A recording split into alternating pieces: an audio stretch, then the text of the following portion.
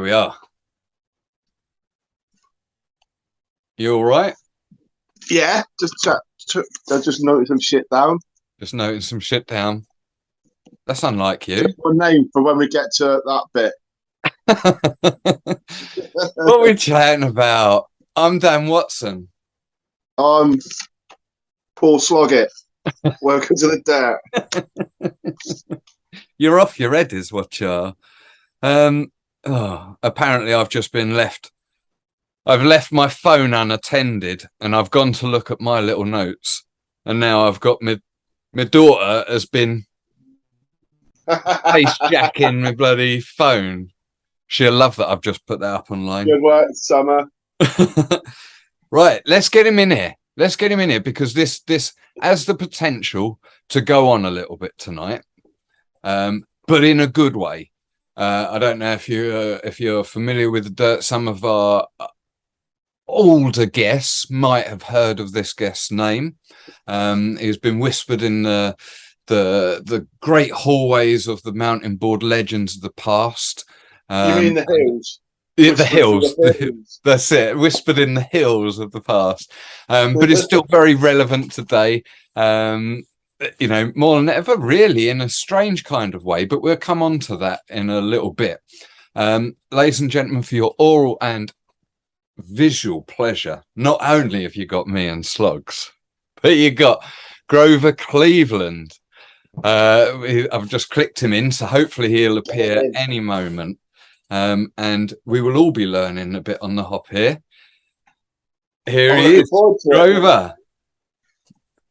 Can you hear us? I can. Looking good, guys. Excellent. We can hear you loud and clear. Good evening. Afternoon. Yeah.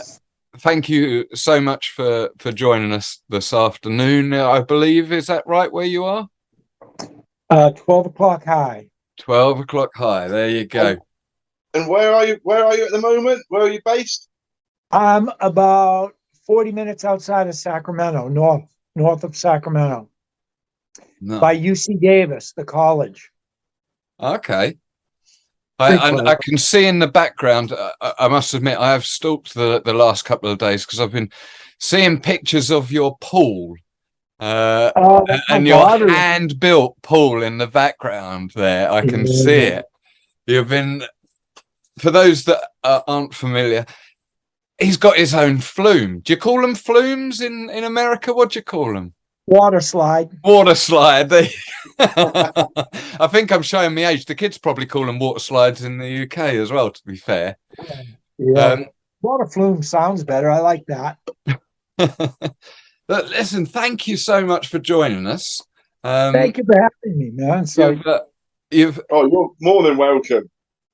Your name I've heard over many years, as I said in your introduction, but I've never had the opportunity to speak to you about, as the dirt has afforded me the ability to speak to people around the world, and Sloggs there, speak to people that we might not normally within our worldwide community. So I thank you for that, and I thank the community for still following and supporting us for that opportunity. It's amazing how it's turned out after all of these years. Indeed. Really, and I have some very dear friends because of dirtboarding. Hell yeah. I mean, it's one big worldwide family. I joke, but it's kind of true that you could go anywhere in the world. You'll be put up, food, fed, housed, watered, and have the best time, regardless of language or geography. Yeah, it doesn't matter where you are. All you got to have is that element of, I want to ride. You know what I mean? Yeah. And it comes in all different kinds of packages, and the girls always amaze me. And I've had to step away from actually riding because I don't have anybody to ride with on Maui too often other than the plunger and when Ollie Kano comes over from Lanai. But I have a couple of boards still, and I got to ride with Dave Steepwater and Van DeWitt and a bunch of those guys when they came to Maui, and I never got to see the footage. Van DeWitt got it, but I hadn't been on a mountain board in probably as long as a Coney, probably 5 years, 6 years, we just kind of all, um, I was riding with a Coney and Cody, uh, like at least 3 days, 4 days a week before we went to Brazil. We would hike to the top of dust bumps, and a Coney really put me through some conditioning because he's kind of a fanatic anyway. When I need a good dose, when I need to be manhandled, you know what I mean, and eat this, old man, and all this other kind of shit. A Coney's, I've never shied away if I could help it. I didn't get to go to Europe the first time, and I'm not going to get to go right now. The day after that is when I start my radiation. But I'm going to come see you guys, and I can still ride, but I'm not going to go to like where was the Serbia? That's Yeah. gnarly. That's for kids, okay? Or dress like the fucking hermit guy or something, man. That's when I was younger. I would charge, put on all the pads and go. But once I got to 60, I was like, okay, we got to figure this out. I love the motorized skateboards because I always have control. I get the leg burner going, and it brings back shitloads of memories. But it seems like the last 10 years have just kind of like gone by me. And I want to, like I told Coney, he's leaving. I talked to him this morning, and he's leaving on the 19th or whatever. And I go, bro, after this is over, I'm going with you and Cody again. You know what I mean? You guys aren't getting away from me. They're a really good influence on me. And they never they understand I got even before I was ever injured, I was not your like Cody and, all the other guys. I'm more cautious. I like to analyze what I'm doing and figure out how to make it work. Whereas other people can just jump on the damn thing and go like hell. Yeah. The kid I was interviewing the other day, Chopsticks, my nephew, he's one of those. And I've seen a lot of them. You know what I mean? They just walk up the top of the ramp of the damn thing, and they're doing the cleanest looking airs. And that's kind of what's always kind of amazed me about it. And the sport of mountain boarding, where there's competitions, it's come a long way, and I'm proud of the world for what they've done. And I know, recently Lucas Pybecker passed away, and he did like kind of like he did what I wanted to do, and he took like the first dirt dual kind of track, and same thing with like Cracker Ridge. Cracker Ridge had the best course I've ever seen to date. But down in Brazil, Lucas Becker built this course, man, and it was phenomenal because anybody could use it. It was user friendly. I don't even think I ate shit once, And I mean, we've been privileged with a few of those over the years. Bugs is pretty friendly, to be fair. But one in particular that will always stand out as a friendly course is Out to Grass. Yeah, is that the grass course? The Out to Grass course in Herefordshire in the UK. And I want to go. Well, it doesn't exist anymore. It doesn't exist. There's only one centre left in the UK, and that's Bugs.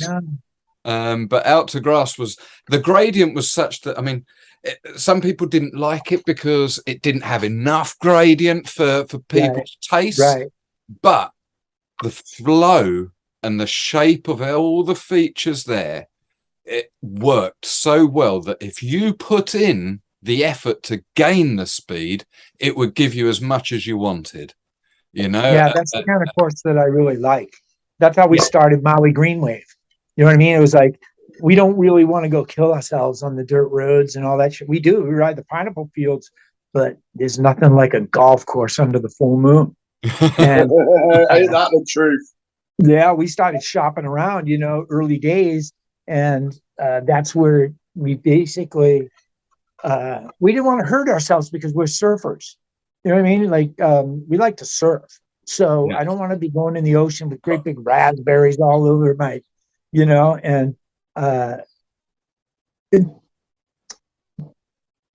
the funny part about this is we all kind of evolved from what Jason Lee and Patrick Thomas and Joel Lee brought to the table. It was Jason Lee in the beginning, but he had a vision, and the guy Mort Hillier was the one that invented the actual mountain board with the turning trucks, and he held the patent on it, and he made it for windsurfing as a windsurfing training deal. And then Jay Lee was apparently working for him, and he goes, "No, look what we can do with this," and he turned it into that first, like the dirt part of it, and I had no idea about air inflated mountain boards, Yeah. but I was introduced because I had a shop, a lawnmower power equipment shop, right? One of my distributors, he called me up and he goes, "Hey man, I'm bringing you this thing's going to blow your mind because you're a surfer and all this." I go, "Okay, okay." He shows up at my shop he comes over from Oahu to Maui, and he's got this big box, and we open it up, and it's got a 6-wheeled motorized skateboard with XT wheels, and it's like they weren't XTs, they were his own mold, and it was called TSI Industries, Tom Shanahan Industries, and Tom Shanahan was a world-class off-road skater. He started it basically without those air tires, and once I saw that, I was like, "Oh my gosh!" Everybody's fantasy to have a motorized it looked like a monster truck with an engine. Yeah. So what year was this? Yeah, I'm just saying we've skipped ahead here. Let's. What year? Yeah, let's talk this. What year would you reckon this was?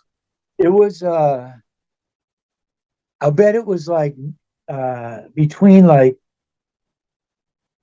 92 or something like that, 93. Motorized back then.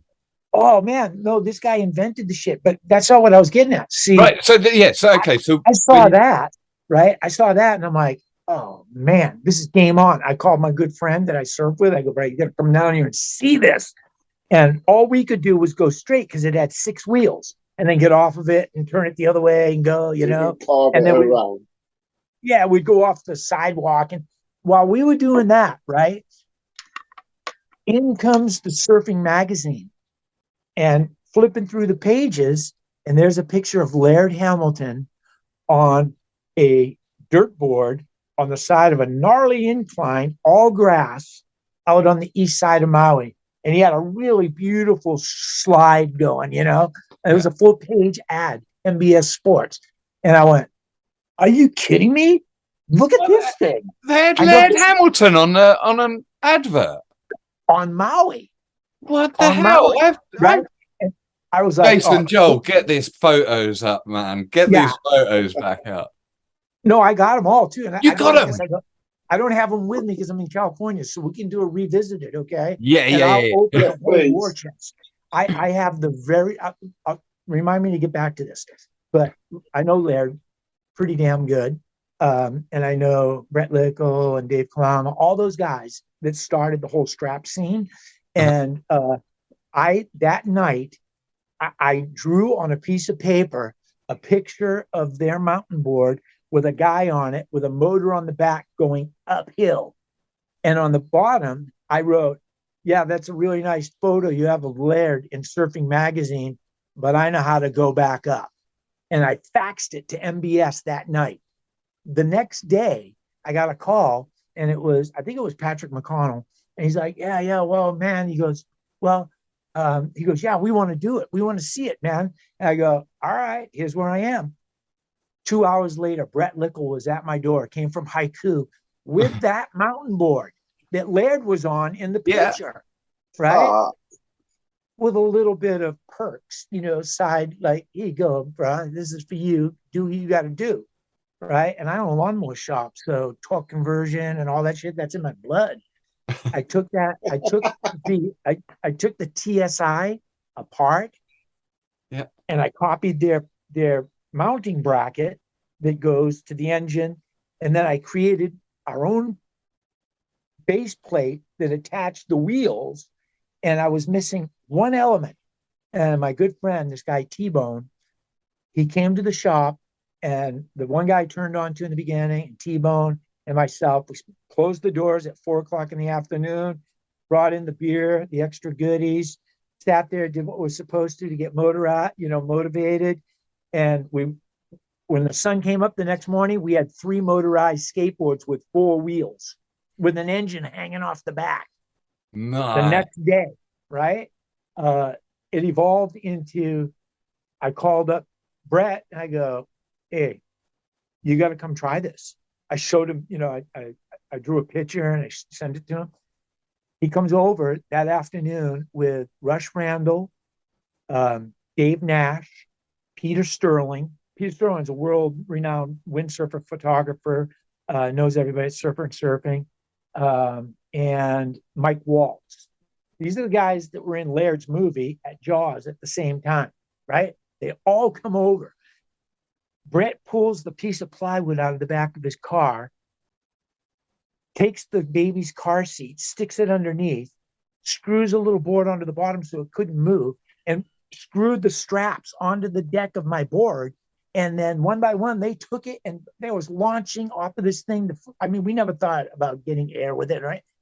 Day one, they were airing on this thing. So anyway, make a long story long and short at the same time. I worked on a lot of little pinpoints on it to perfect it, and I did. I perfected it. It works really, really good the way I had it going. And now back to mountain boarding.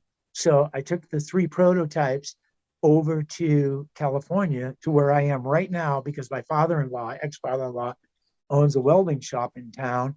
I brought in the prototype. He and I stood there, and he goes, well, what's your goal with that? I go, I want to be able to drop it off the top of the roof and have it hit the ground, walk down there, pull the cord, and ride away. We can do that. And he engineered the whole thing like overnight, made all the parts, and the next day he had his number one guy that works in the shop, fabricator, make 3 of them for him with me. It was 102 degrees too, man, but we just kept going. I got on the plane. I shipped them down to LA from Sacramento, got on the plane, went down to Southern California, found the machine shop that was going to start producing them. But in the meantime, right? Like I knew the guys, Steve and Dave, those guys from Sector 9, because they were giving me free decks to put the motorized skateboard on, and it ended up in the magazine. So they were all about giving me products to make these things and whatnot. I get down to Southern California, and there's always a good guy and always a bad guy, right? So bad guy, we met on Maui, and when he saw the mountain board, he packed up and he split and went back to San Clemente and Huntington, wherever it was, and began the knockoff process. Right. Okay. So by the time I got there, he had a video shoot with my 3 boards with Mark, whatever his name is, that produced the Crusty Demons of Dirt. Mm-hmm. And Brian Deegan and a couple other guys, they all got dressed up and they were riding it. Or they were motocross on this grass park at Santa Leo Park up above San Clemente. And in the meantime, he says, I want to show you this mountain board that I've been working on. And I'm like, yeah, right. Afterwards, we went over to his garage, and he had this guy make a mountain board, right? It was a straight piece of pipe like MBS. Yeah. And it had the truck attachment for the trucks on it, but it wasn't cambered out on either end. It was straight down. Straight down. And it wouldn't turn. Yeah, of course it won't. it wouldn't turn. So I go, wow, you spent all this money, dude. And I'm like, so what's your goal on this? He goes, well, wherever there's a Datsun, there's got to be a Toyota. You know what I mean? There's got to be a Honda and a Mercedes. He goes, I goes, all right, so, what is this? What are you achieving? He goes, well, I started a company. It's called Solid 9 Industries. I go, Solid 9? I go, isn't that like Sector 9? And he goes, this is California, man. Anyway, I showed him how I cut these wedges that were 22.5 degrees. Yeah. I have the original board. Okay. I cut the wedges, took his stuff apart, welded the wedges onto it, and voila, earth board. The earth Right. board was born, right? Oh, Yeah. And oh man, did I catch a whole bunch of flack from everybody. MBS was all like, oh yeah, well, you're good friends with him. And I go, dude, you don't want to put my motor on your board. You commissioned me to make a model. I did it, but you say it's too much liability. So Hugh steps up, Hugh Jeffries, and he goes, yeah, dude, I'll order 1,000. I Yeah. go, what do you want me to do, bro? This is Cali, right? And so anyway, in this process, this poster comes out and it says Dirt Duel 97. Okay, so this all happened in 95. It started in 95 and 96. No, that's when it started. So Dirt Duel 97. And I saw it on the facts. This one guy that I knew from Maui became the distributor for Hugh for his earthboard products. He goes, look at this. And I'm going, oh, we're there. We're there. They have an XT division. And in the meantime, they gave me one of those earth boards. Hugh and my friend Benji gave me a board. I go, I'll race in this. I'm going to enter this thing and I'm going to race. And they go, without a motor? I go, I got this all day. You know what I mean? I've been doing this before we had motors. I know how to slide. That's all you got to do, right? Go fast and slide. And voila. I went up there and there was a couple of guys up there building the track. And we went up a week early and got to ride the track before, anybody else. And ended up entering the dirt duel. And I won the master men's division. I actually beat somebody too. But it is what it is. The whole shot's everything. Yeah. And I didn't fall. I made it all the way through the berms because I had been riding up there for a week. I made it Yeah. all the way through the berms, the whoops, and then there was a flat spot and it dropped off like gnarly down into this thing where the big kicker was, and then the finish line. So my strategy was to overrun at the top of the hill, just come out of those berms, go straight across the flat spot with all my speed, and as soon as I dip over the side, power slide it Yeah. to a complete stop. I just laid it down, and then right there, I jumped sideways again, and I was able to ride the bottom half of the course, and I beat the guy. So at that point, I fell in love with mountain boarding without a motor. And as far as earth boards go, his boards sucked. No, well, I'm glad you brought this up here with Earthboard, because it's something that Earthboard's demise is something that I only came about in the last few years, really. And a lot of people in the UK don't know about the demise of Earthboard, because Rob, he was on FBI wanted lists and all sorts, was he not? look, man, I was in the middle of it. I had the police coming to my house on Maui while I was in California because he had stolen somebody's credit card on Maui and this credit card number, and went into a music store in Santa Barbara and bought a set of drums and, signed the guy's name and told him to ship them to Maui. And the guy thought I was a little suspicious, so called and do. Next thing you know, my ex-wife, who I'm staying with here with my daughter, she's like, what's going on over there? Do you know what Hugh did? And I go, no. Oh, yeah. So it was a trickle down of, it's a California knockoff society, they all learned this in like, I don't want, to talk bad about too much, but it's dog eat dog. So you better learn how to play the game almost word for word. I'm from Maui. I don't play none of those games. We talk straight. I give to you, you give to me, right? So I kind of weeded out Hugh, and I watched what he was doing, and I saw him do that hustle because the other thing is carve board, dude. And I hope those guys don't hate me forever, but Hugh, I had to go home to Maui in the middle of the manufacturing process to my oldest teenage daughter was kind of messing up and my wife needed a hand. So I jumped on a plane and flew home. And while I was gone, Hugh organized a meeting with Joe Gerlach, who's Brad Gerlach's dad, carve boards, Hmm. and said, "Oh, you got to come see this, man. This is da da da da." And he looked at it. He goes, um, and he goes, "Oh my God, this is great. Well, we'll make you this beautiful aluminum, billet aluminum, Brad Gerlach, you know, do." And there he was in the machine shop where they were making my products, representing his thing and trying to resell. Well, Brad Gerlach's dad went home and looked for the patent on it on the Mountainboard, and Hmm. the only thing that was patented was the handle on the, the hole in the deck Yeah, to yeah. carry it. That's all the patent there was. Open season, man. He came out with the carve board, and they did a tremendous job on marketing and getting all the pro surfers behind Brad with the. It was great, and you know what? Um, there was a great need for it for street riding like that with the carve board, because not everybody wants to ride in the dirt.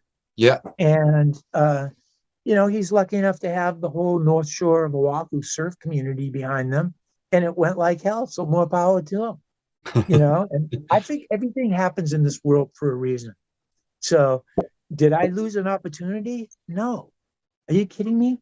Not only did I not lose an opportunity, but other people have taken my designs on a lot of different things and claimed them for themselves and do what they're going to do. And maybe they made $1 million. I don't care, dude. I surf. I live on Maui. I grow fruit and food. I have really trustworthy friends that love me to death. I love them. I olelo Hawaii, which is to speak the language, and I embrace the culture. My kids and my grandkids, a couple of my grandkids were all born there. So what happens outside with everybody's stardom, hate to tell you, but I walked away from Hollywood in 1977 when I had an opportunity for a screen test. That's why I went to Hollywood. And I walked away because my own personal reasons. And I was landed in Hawaii. And just by accident, my grandfather, who I never knew growing up, I met up with him in California. He took me to Oahu to remodel a house for him. And I found out what a crook he was, and I didn't want anything to do with him. So I jumped on a sailboat with some dudes that I met down in the harbor. I was looking to score a little weed, I want to smoke some of that Hawaiian weed. And this guy goes, "Oh, yeah, man, we got weed on the boat. Come on down." He was reading a book that says, "Learn to Sail." And I go, "I sail, bro. I'm from Cape Cod. I'm a son of a sailor. I got to introduce you to my brother." They gave me a little, a bit of weed, smoke some. And they go, "Yeah, we're leaving in 2 weeks. We need to learn how to sail this." Every day after I got off of work at my grandpa, I rode the bus into town and we'd go out on an afternoon sail on that sailboat. It was called the Mermaid. It was an island of 32 with a black hull, and it was beautiful. It was actually built very close to my hometown in Massachusetts. And I ended up jumping on. My grandparents left, my grandfather, and he goes, "Hey, we're not going to let you stay in the house. You're going to have to camp out on the back lanai because you're going to have all these hippies over here smoking weed and shit." So, and look, man, I was 19 years old. Okay, That's exactly what you were going to fucking do. He goes, "You're going to have all kinds of hippie girls over here, and you're going to be smoking weed." He goes, your grandmother, she wasn't my grandmother. She goes, "She don't trust you." They didn't know anything about the boat, Took them to the airport, parked the car, got on the bus, went back down to the Ala Moana, jumped on the boat with these guys, and took off sailing. Okay, there were two brothers and their friend. They were from Oregon. The one brother, the oldest brother that owned the boat, he had a wooden leg because he cut his leg off jumping a train, and they got an insurance settlement. The older brother, he looked like Marty Feldman on steroids. Look at that. No, yeah, 7 feet tall, crazier hair than me, right? I don't know how we were all going to fit on the boat. And the third guy was a Vietnam vet who had blown his arm all up, so he was all kind of fucked up too. So we go, all right, we're going. Got on the road, sailed away. And the irony of this is, and it's not even irony, it's divine intervention, okay? Because the boat crashed on the reef in Lahaina on Maui, and I wasn't driving, and I warned them about what to do because the guy with the wooden leg got off the boat. So you one less guy in the boat rowing back in. The boat ran out of gas going back out to the roadstead, the 5 foot south swell. I told the guy, drop the bow and stern anchors right now in the channel, drop anchor. No, pull the jib right on the rocks.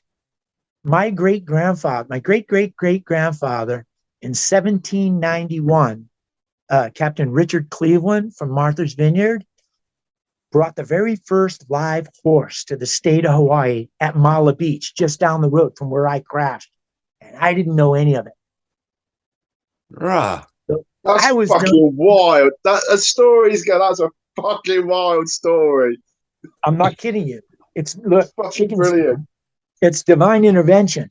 And I thrived. I bloomed and I thrived and I learned to surf and I met Debbie and we had a great life for almost 20 years hiking. And, you know, I was in the building industry for many years on all kinds of different levels, but yeah, we did okay, you know, and I rode the shit out of those mountain boards anywhere where there was a contest. There would, you know, I'd get the contest. Hey, East Coast Championships, the plunger, right? He went on tour with Outback and Oconee and those guys. And he's like, Grover, you going to come into the East Coast this summer? Yeah, I'm going to be on the East Coast. Are you going to race? I go, yeah, I'll race. And something happened. I didn't get to race in Maine. I think I blew my knee out or something, but I went up there to the course. But I went to the hauler in North Carolina. I went to the East Coast Championships at the hauler, and I won the master men's division there too. And I beat they had a local favorite, this big guy who's a fireman, and you know there was other people, whatever, but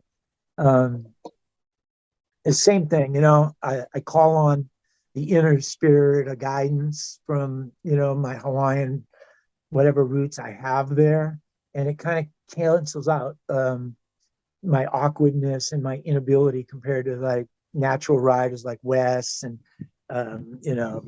Jay Lee and his brother and what's his name and his brother, the two bros, the Robbins, Leon, Leon and I love and Austin.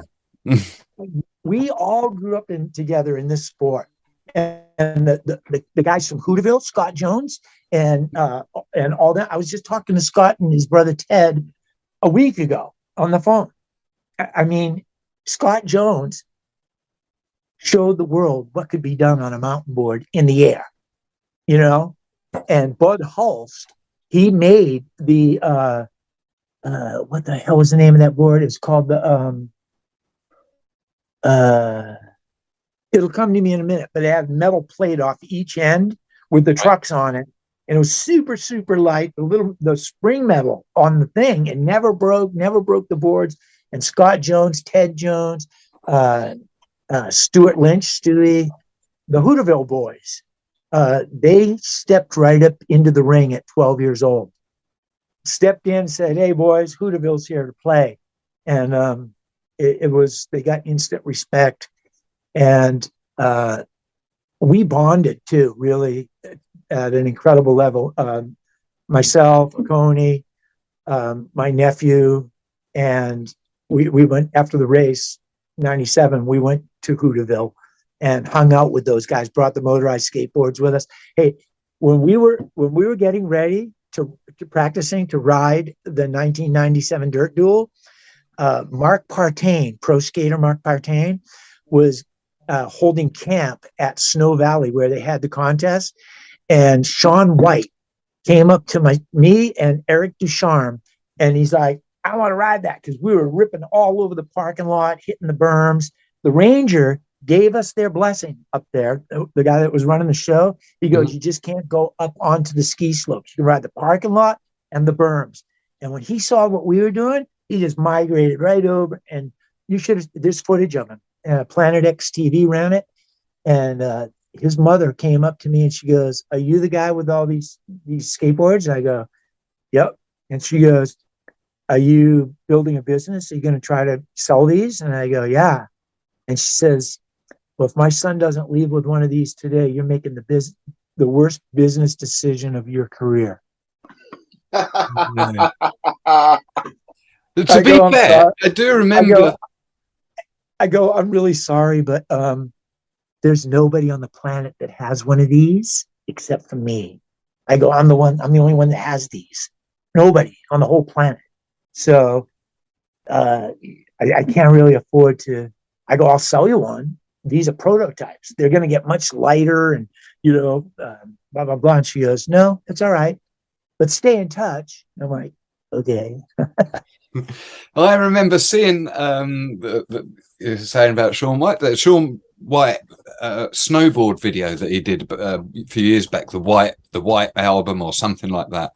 But in that, at the very beginning, he actually talks about how he, being 12 years old or so and riding mountain boards. What do you like to do, Sean? I like to ride mountain boards and I like to skateboard. And I was right there. ESPN was filming it. And I actually was on ESPN too. I was on ESPN then, and I was on ESPN at Krakow. Jason Lee beat me. Jason Lee beat me, and there's another guy. He was in the industry forever. I can't think of his name. I took third. They both beat me. See, my strategy at Krakow was let everybody go first, and then when they pile in the berm, I just hop around them and then see what I could pull off. And it didn't work out because. But it does sometimes. Huh? Does sometimes. It does sometimes. That little trick there does work occasionally. I've seen it a few times. I T-boned Patrick McConnell in the one of the pre-qualifying runs. There's actually a picture of it somewhere. Patrick McConnell's power sliding in the berm, and I'm coming in manual, not on purpose, and just like bam, and he wrote it out. What was the guy's name? It's going to come to you. He was a blonde guy, and he's in the surf industry, but they had their own boards too. I got to go through this sometime and look up everybody's boards because even the one Bud Holst made, I don't know. But anyway, I have lifelong friends because of dirtboarding. And I'm hoping that that's where, I get a good vibe from you guys too. And I just feel like dirtboarding, mountain boarding has opened up so many doors for me, including Travis Pastrana telling me, he goes, "You're crazy. My cousin does that, but I'll never do it." And I'm like, being a Coney, he goes, "No, I know all about a Coney." And so all of these high profile athletes, nobody really wanted to give it they go, "No, that's crazy. You guys are no." And, I don't really care. It's all the people that did engage in it. Brazil, the first world championships in Brazil. And Brazil has still got a good scene. Brazil's still got a good scene even today. Tony Doga and Anthony Messerina and all of you never even hear about Fernando. God, give me a second. He was our guide. Yeah. Unofficial guide. He comes up and he goes, "I'm going to be your guide." I go, "We don't have any money." He's like, "You don't need no money. I'm going to make sure nobody takes advantage of you guys." Fernando Gazzola. Yes, I know the name. Yeah, Fernando Gazzola guy. And he brought mountain boarding to Brazil because he worked in the MBS factory in Colorado. Ah, interesting. Yep, he brought the first mountain boards to Brazil. Yeah. And he's still, he's got a family and everything, but he's still got a really good scene as far as covering extreme sports events, skating and mountain board. He loves mountain boarding too. Yeah. But they were really good, really, really, really good to us. I'm just trying to think because Tony Dogger does send me through some bits, and he actually shared with me something the other day, which I've got a feeling it might have been from Fernando, but I was just seeing if I could find it there, but I can't quit. Not on the fly. I can't find it. But while skipping back a little bit, you mentioned about the board that didn't turn. I'm going to show you something here. This was kindly given to me by a rider that I've known for many years, and this is an advertising. Unfortunately, it's not it doesn't show a picture of it, but this is an advertisement for a company there. And these posters, this would have come out in the mid 2000s. Howler is the company. So No. they were there's in the magazine. Now that board there, for the same reason, it worked in the same way as a no snow worked, with a double bushing like floating pivot. Yeah. Only problem is that the no snows still require as do anything to turn, still require an angle there, a rake on the 22 and a half degrees on each end gives you 45 degrees turning radius and a 90-degree circle. Simple. I figured it out I've laid out roofs and everything forever, and then it's actually it's the same thing as a 412 pitch on a roof. And once I figured that out, I was like, are you kidding me? So after Hugh Jeffries and his little earthboard squirt, shit that he had going on, I returned home to Maui, and I was like, you know what? I can make a flat skateboard turn like a mountain board.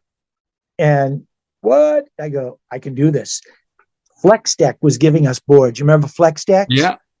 They were made out of military armor, and they were flat, right? But they had tons of flex. And I have these trucks. And not only do I have the trucks, but everything that I'm telling you today is the pictures are all there. The dates are on them.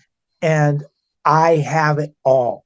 And the trucks that I made that went on the Flex Deck, this is a true story, because that's what I was talking about chopsticks the other day. He's like, yeah, I'll go to the Flex Deck. You could just pump that thing from here to Burbank. And I'm like, I know that, because, and the trucks were really heavy, but because I made them out of metal, but I made them so that they bolt onto the flat deck, and they had the camber in the actual mounting piece that held the springs and the washers. Yeah. And I have probably 4 sets of those trucks that I made, but I have the Flex Deck with those trucks still on it.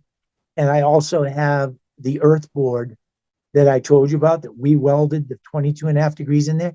MBS gave me that thing as my prize for winning the dirt duel. I don't want no earth board. He goes, no, that's your best. They're like, that's your friend. I go, you got whatever.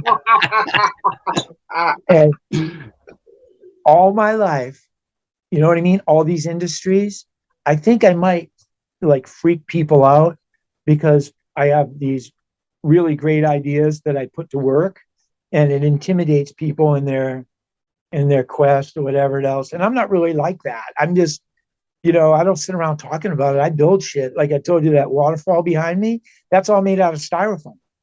Yeah. That's all styrofoam. I don't know anybody on the planet that can do that. There's 4 waterfalls and a 30-foot super slide, and every bit of it is made out of recycled materials. The majority, every rock on the wall over there is styrofoam, and you can walk on them. Nice. Yeah. There are some people in this world, like you say, that just take an idea and they'll run with it. Some people have a mind for that. Some people are very gifted in all areas.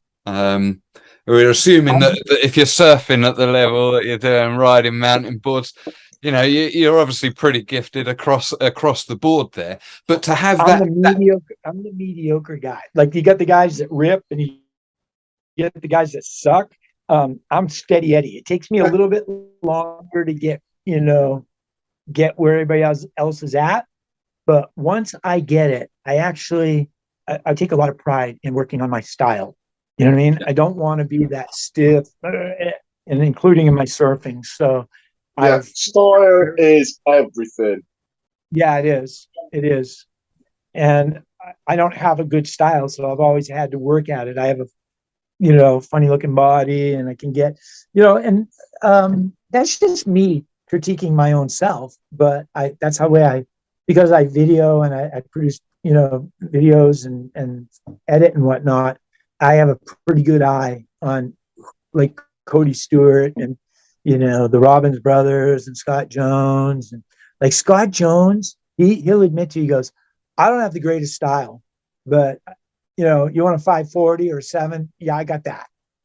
But if it comes down to riding down the hill and, he goes, I'm straight off Adolf, all the way from the top to the bottom, and Stewie, Stuart Lynch, he'll tell you the same thing. He goes, yeah, me too, Grover. And if you ever pull that hula shit in front of me again, because my trick is to get in front of everybody on the whole shot, and then I start this in front of them so they can't pass. No, it's legendary. They all say, they're like, the plunger's way faster than me. Stewie's way fast. All these guys are way faster than my nephew Steven when he was riding, way faster. But when I give them hula, they can't get by me. You know what I mean? And I gotta say too, I made it a point to go as many competitions as I could through the years. And obviously I broke my neck in Aspen, but when I got to Des Moines for the nationals that year, mm-hmm. It was on. The Dirtheads were talking mad shit because they had just got up into the 36 and over division. Well, I was up there. There was only a few people, and I had to ride against all those guys in their division because every now and then there was somebody to race, but there was never anybody there. And I love banter. You know what I mean? Guys talking mad shit. And shit talking. The Dirtheads. I love Dan Dworkin. I'm on the phone with him and hanging out with those guys as much as I can. Don Baker. But they're like, Grossar, you're going down. You're going down. The Dirtheads are going to squash Maui Green Wave. You guys are done. Maui Green Wave's going down. We're in your group now. And I'm like, damn. And I remember what Oconee said. Keep your mouth shut and ride. Keep your mouth shut and ride. And I'm like, somehow or another, I made it through the eliminations into the final at the Des Moines, Iowa race. 2-man finale heat with Don Baker. And Don Baker. Don, I hope you're listening to this, bro. Don Baker has game. Okay. Yeah. I can't even sit in the same, you know what I mean? Those guys are hardcore San Francisco, grew up skating, dirt boarding. They're good at it, all of them. And I appreciate that. So I couldn't really get into the banter like, oh yeah, what do you see when you grow up? Sorry. I was just like, oh man. I'm like, God, please. This is a true part of this story too. For a month before I went to Des Moines, I took every green light hole shot on Maui. In my car, in my bus, in my truck, I got the whole shot. And for the first race in my life, I said, if I don't get the whole shot, Don Baker's going to beat me. You know what I mean? Yeah. And somehow, man, when that gate dropped, right? When the gate dropped, somehow I came out of there with a force to be reckoned with. And like Cody had told me, he goes, Grover, you got to pre-jump the first roller. Pre-jump. He goes, you'll get, and right there, right when I pulled through, right before I got to that first roller, I pre-jumped. Look at the video. And somehow or another, I got like 6 inches or a foot in front of Don Baker right there. And when I landed it, I was able to pump, and I took the inside line on that first gate. And when you go into that line, your board stops. That's the only part about the Des Moines track right there. Some guys got to give kicks, to go. But because of that little extra push I gave, when I made the corner, I somehow went around it and got like a full board lead on him, heading towards that first berm that was really gnarly to the right.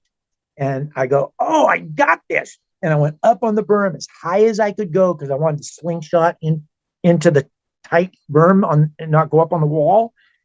And he T-boned me. He couldn't pull away. He got one wheel up or some shit, but right there, boom, he T-boned me. And I went, I ain't fucking going down, boys. This is I've been clipped by the plunger. I've been clipped by all these guys running into the back of me because I'm giving them hula. And I said, I'm not going down. And honest to God, praise the Lord and everything about this world, I didn't fall. And there are two berms down. Now, Des Moines was gnarly. One guy actually went off the berm and had to be medevaced out. And it was fast. And somehow or another, by not going up on the wall only twice on the whole course, I was able to snitch into those. Whoa. Oh no! When I got, no, it's okay. Yeah.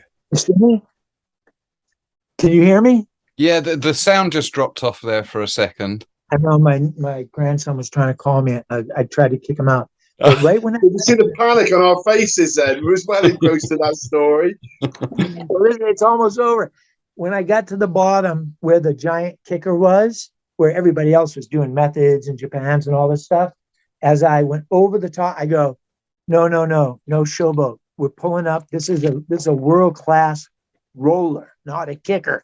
And I had mad speed. I went up that thing and I sucked it up. I pulled my knees up and I went over the edge of it and right down. And as I was cresting the top of the transition, I could hear Dan working on the mic in the background going, "We got Grover Cleveland out in the front riding from Maui Greenway. He's going to take the win." And I went, my game is over. You know what I mean? I could have surrendered the ship right there and, just walked away and said, yeah, that's me. I'm stoked. And it still kind of stands. And everybody was really good. We all hugged each other, no animosity about shit or anything. But I was, I wanted to go back and go, yeah, what happened to the dirt heads now or something, but that stuff always comes back to bite you. You know what I mean?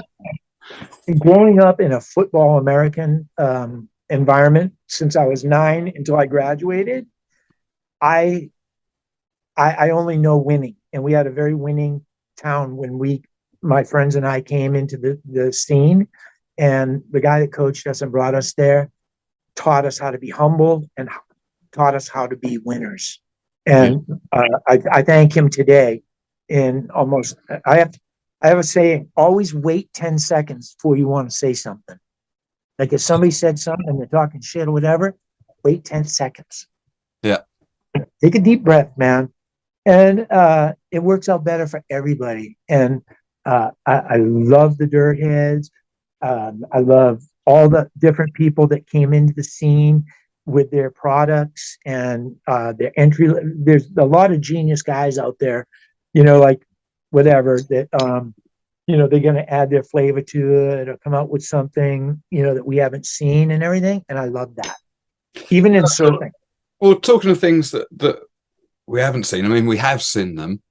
But I think it wise to at least pay a little bit of respect. Obviously, we have a sort of sister podcast, if you like, or brother podcast, whatever you want to call it, in the Dirt E podcast that we started recently, talking mostly to people around the electric scene because of this electrification. Now, I've had a go on some of the older, like say, chainsaw style boards that made it over to the UK soils and the various companies that copied what essentially was, the first inklings back in the day. But have you had a go on an electric mountain board? Yeah. I know Tony's got one, so I assume that you've probably had a go on that. No, I haven't ridden his Trompa, but there's other people that have brought the less expensive ones to Maui. And one of my friends, he's in Australia, and he brought one over. He brought 2 of them back, and we all share our toys. But because of the smog rules that they were acing out 2-stroke and introducing 4-stroke. And at the time, Fuji Robin had a 4-stroke. They gave me it would have been equivalent to a 40cc. And it was tiny, and it was 4-stroke with all the little valves. And I go through all their service schools and everything back in the day, so I'm really familiar with them. Mhm. And then I saw the battery revolution start. And I went, you know what? I'm going to sit this out.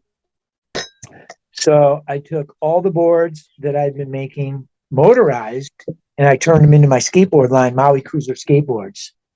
Nice. And I did pretty damn good with that. I ain't gonna buy no new house and whatever. Yeah, but you've now producing skateboards with the Coney Karma's face on it, for goodness sake. That was true. That I sold all of those. I never gave him a dime, but we laugh about it. You know what I mean? Because he and I, from the day I met him, the very first day I met him, we hit it off, and we've had a tremendous, wonderful relationship for many, many, many, many, many years. And I don't think there's ever been, hey, you owe me some money or some shit like that, And he'll tell you, he's called me from on the road and said, hey, Gramps, can you help me out? And yeah, bro, boom, into your checking account. And I would do that in a minute for almost anybody that my friends in Brazil. I have friends in Morocco that, took really, really good care of me over there on my surf venture. And I don't have a problem, what do you call that? It's not Venmo, when you wire people money, Western Union, just because I know other people need it more than I need it, and I don't have a lot of it, but the world gets along better if we all share and, give credit where credit is due on all this stuff. And so I feel better. Yeah. Help your friends and family out, and they'll always pay you back. I'm a believer in the good in humanity as opposed to the bad. Well, I'm glad that you've at least had a few goes on the electric, because I just think it's worth noting that possibly without your inputs into the motorized boards in the past, we might not necessarily have the electric boards that we have today, because it's Genesis, isn't it? And I think, a question for you, when did you first get on like an XT dirt board? When was your first experience of that? Right after I got that Tom Shanahan in like 96, something like that. A cone. Oh yeah, that's okay. So I'm flipping through H3O magazine, which is it's a television show in Hawaii, and Michael Latronic also made the a magazine that went with it, which was brilliant. And I'm flipping through, and I go, "Oh, you're kidding me!" There's a Coney Kama doing just a dirty red dirt throwing everywhere slide with all these pads on and shit. So I call Mike Latronic on H3O TV. I go, hey, this is Grover from Maui. We're in the dirtboarding thing. I saw you got that guy, a Coney Kama. How do I get in touch with that guy? He goes, give me your number and I'll call him and tell him to call you. And a Coney called, and we're like, what are those wheels you're riding? He goes, oh, these are XTs. And he was actually one of the beginning people sponsored by him, by Rick and what's the other guy's name? I became really good friends with those guys too. We spent a lot of time in Poway where the shop was. I basically migrated to San Diego and LA and threw my hat in the ring around here. But I rode those as soon as I was going to ride the XTs in the dirt duel. But as soon as I saw the air tires, I was like, nope, I ain't no dummy.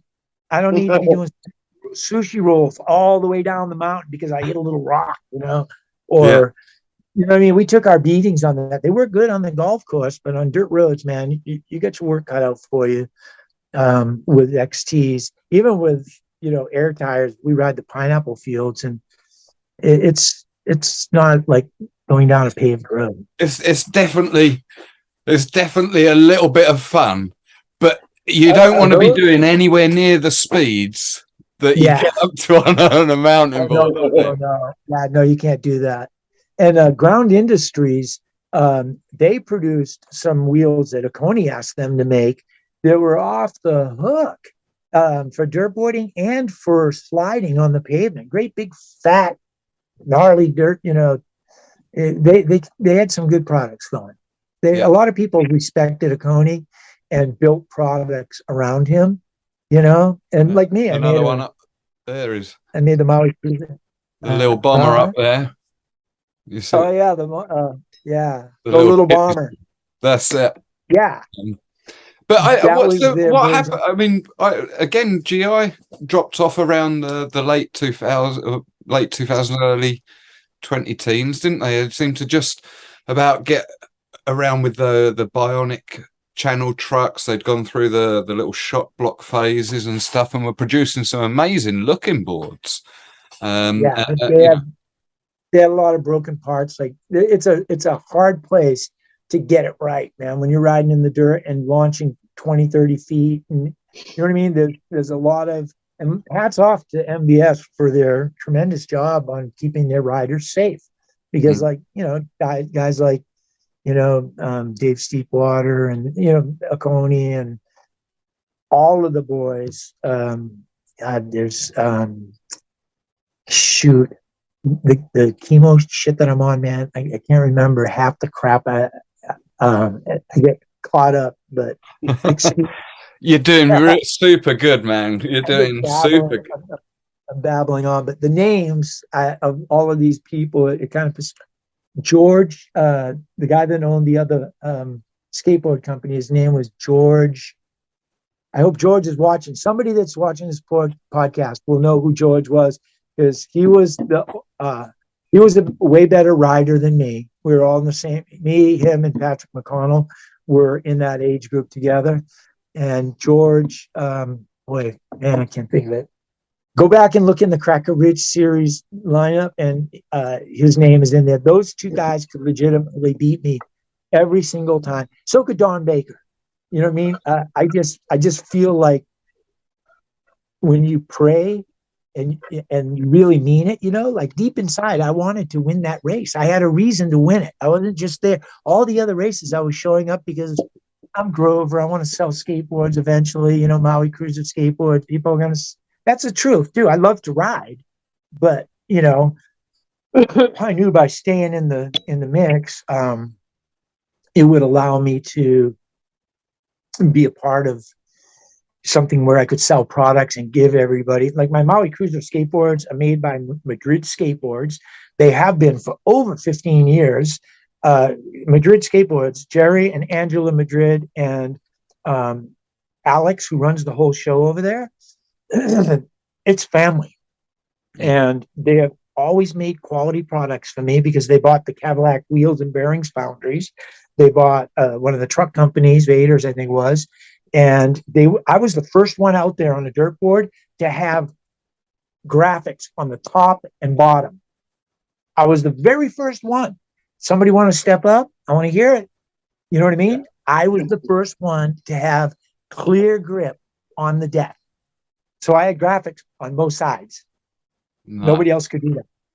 Nice. And those were gifts that, Madrid told me, he goes, we're going to hook you up with this, and I go, excellent. And as we speak right now, I actually have the licensing agreement on the bubbler board. I'm sure you saw it. It's a little Maui Cruiser skateboard that you can basically smoke out of. The trucks are hollowed out. The trucks are hollowed out. Nice. No, it's there. Go look on the Maui Cruiser Skateboards Instagram, and you'll see. Go back a little ways, and you'll see it. Pandemic hit. They couldn't get the materials they needed to. They're a big box distribution, and I'm probably the only one that they do it for. They build onesies and twosies for me, and I got a call from them a month and a half ago. Alex called me. He goes, "Look, man, Jerry and Angela wanted me to call you and ask you if you would go back into selling skateboards. Let's build skateboards, Maui Cruiser skateboards."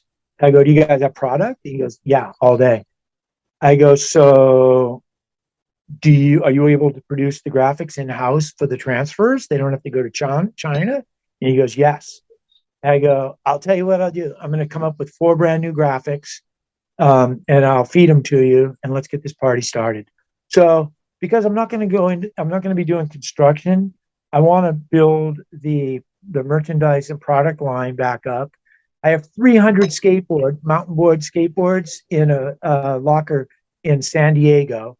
I bought out um,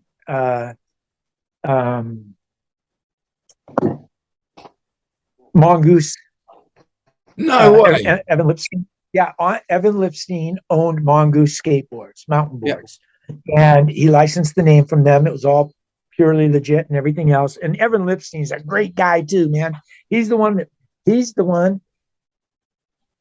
This mountain boarding sport wouldn't have grown to what it would have had. Maybe it would have done, and maybe it wouldn't. Evan Lipstein walked in and threw the money on the table and said, "Let's build mountain boards." Mm. Great guy. And he financed. It's really hard to set up, foundries and to build, mass produce a product and whatnot to make it. Oh yeah. He jumped into the ring early, and then he started his own line with Mongoose. And when he decided, he said, "I'm going to dissolve the business," and he called me. He goes, "Do you want to buy up all the product?"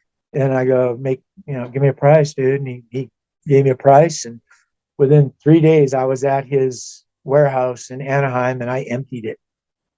So I have all these decks. I have a whole crap load of trucks, and it's really easy. We just run the boards.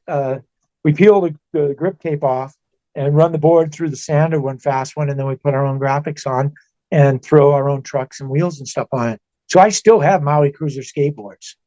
And I also, at like that quick, we can go into production and put out another line of street boards and longboards. I'm a one-man show, man. There ain't nobody out there helping me. I'm building waterfalls with slides. I don't know if you saw the project that I did on Maui when I got off the airplane.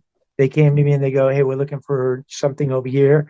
And I wasn't even supposed to be working. And I designed and put this job together for these people. And I just can't ever stop. It seems to like go, go, go. So I'm building waterfalls. I'm doing little construction jobs.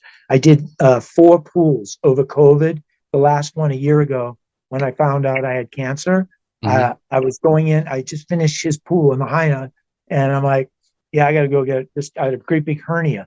I got to go get this checked. I haven't been to the doctor since before COVID. And I went in, and sure enough, I go, "You need to check my prostate." I go, 4 years ago, you told me I had a little spot on my prostate the size of a key and not to worry about it. You need to check my prostate. And that's when I got all the bad news. And it's not even that bad because this past year has been unbelievable for me on a metamorphosis in my growth from, I reached the mid 60s and now I surpassed that. At 67, I'm like, what the fuck, man? I still feel like I'm 14. No, maybe 16 now, but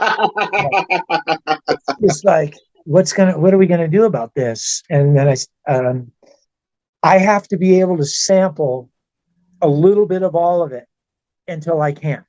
Yeah. So I've been training, and I'm not going to do swimming pools. I'm not going to do construction jobs. I'm not going to do any of that stuff that's going to, occupy my time. I'm going to rebuild the Maui Cruiser skateboard brand, and I'm going to market it with Ballistic TV and the OGG network. And by doing that, I'll be able to network better with everybody overseas and, here and, wherever I want to. And I'm never going to enter the law of the diminishing dollar by having to, like all the money comes in and it goes right back into, I don't have to do that. I've been in business many, many, many years, so I get it, and if anybody wants me to enter that part of the business, feel free to make me an offer.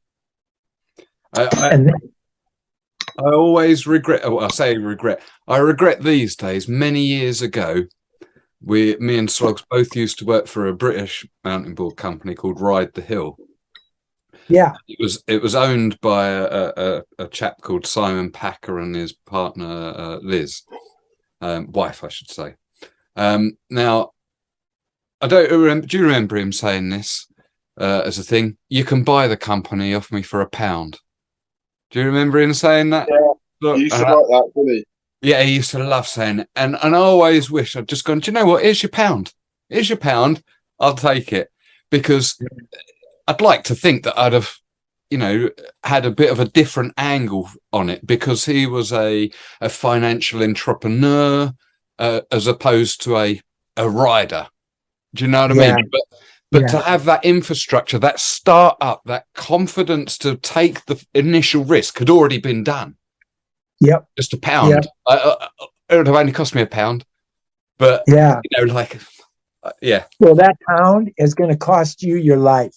Yeah. Well, it hasn't. Thankfully, it's that's what I mean. It's opened a number of doors. Well, that, like, anytime you're married to mass producing a product, it's there's no life left. You know what I mean? That sucks the living life out of you and I've got offers all over the table for all kinds of stuff. And I just look and I go, look, dude, I shot my load. Okay. I'm having a good time right now. Money, I don't really care about the money. I don't really give a shit. If somebody walked up and they go, well, you want to sell the OGG network? And I got contacted before I got on the plane. These people called me about my web streaming business the app that I was going to launch. I can't launch it until I'm all done with this crap, because it's big. You know what I mean? Try to watch Mark Zuckerberg run his company from a loony tank. You know what I mean? It ain't going to happen. And it doesn't mean anything to me. I built the foundation. I did all the groundwork, and it's just enough to keep everybody curious. Everybody go, oh, did you fail at that business? Look, dude, I never fail. I have fun. Yeah. I have fun. You know what I mean? I go everywhere that I can. I can't come see you guys right now, but I will be back. And when I went to Morocco a few years ago, there was an event in England on that grass track, and I should have went, but I didn't have anybody Americans with me to go. Coney wasn't around, and I'm telling you this now, Grover. There's always somewhere for you here. Whether you're with the other guys or not. Is. Thank you. Same thing on Maui, bro. If you come to Maui, you'll always have a hookup, because Don wanted to come and do a dirt heads bash over there, didn't he? And I think that was supposed to have been this year, and then has been cancelled and knocked on a couple of times now. And I had hoped at one point to do that, but I think we're planning. You don't have to wait for a dirtboarding event to do it. No, this is true. This is true. But for me to get over to Hawaii and not take my family, right, which is obviously timesing the cost of the trip by fourfold, and to go to the middle of a group of islands in the middle of the Pacific. That's not even America, and not even, any of. I'm like, it's got to be family first. Because look, man, those are the memories that you keep the closest. As you get older, and your kids and your family remember it too. So when you make those decisions wisely, save up a bunch of extra money and pack the whole crew over there, because the kids have a blast. Yeah. You know what I mean? The kids, like, every age, just go wild. It's a great place, as you know, but every place on earth has its own special, its own special flavor to it. So I don't look at it like Hawaii's better than where you live, or like, for me, we're not writing it off. We're not writing a visit off completely yet, because 2025 we are going stateside, and there's hopefully a bit of a British invasion. Fingers crossed. Fingers crossed. There's a lot of people interested, and we are hopefully be doing the sort of Silk Road at the Colorado Silk Road from, would it be Denver up to out up to Salt Lake and that via the desert, basically. Through Um, Moab and all that. yeah. 100% Moab. That has Yeah. got to be ticked off the list.